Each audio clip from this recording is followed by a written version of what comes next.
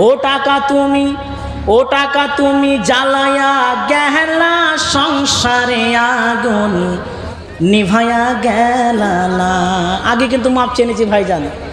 ও টাকা তুমি জ্বালায়া গেলা সংসারে আগুন নিভায়া গেলা না। টাকা পয়সা বেশি যদি করতে পারো কামাই, শ্বশুর শাশুড়ির কাছে ভালো তুমি জামাই। জি যারা জামাই আছে নিশ্চয় বলবেন ইসলাম সত্যি কথা বলছে। হ্যাঁ, আমি ছোট জামাই, আমি ইনকাম করতে পারি না, আর বড় জামাই ইনকাম করতে পারছে, ওর জন্য মান্ডার মিঠাইয়ের মুরগা আর খাসি জমাই করছে খালি, আর আমি আসলে খালি পোলট্রি মুরগির ডিম ছাড়া কিছু দেয় না। জি টাকা পয়সা বেশি যদি করতে পারো কামাই, শ্বশুর শাশুড়ির কাছে ভালো তুমি জামাই। টাকা পয়সা ইনকাম করে শুধু দিয়ে যাই, শালা শালির কাছে তুমি প্রিয় দুলহা ভাই। টাকা পয়সা ইনকাম করবে গয়নাটা দামি, নিজের বইয়ের কাছে তুমি খুবই ভালো স্বামী।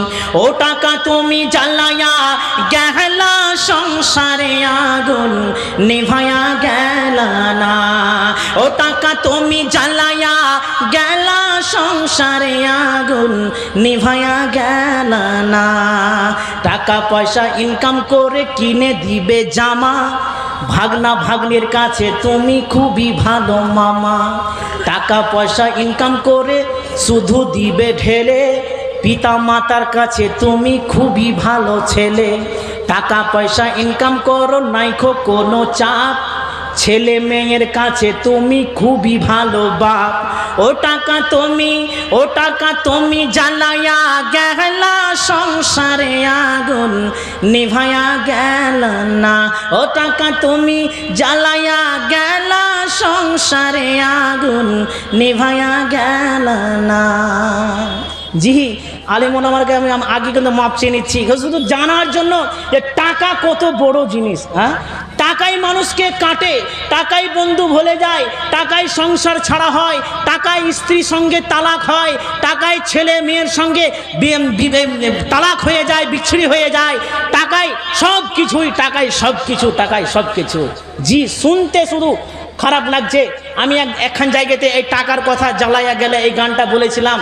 কিছু যারা পীর পূজারী মানুষ আছে কিছুদিন আমাকে আলিয়ে দিয়েছে।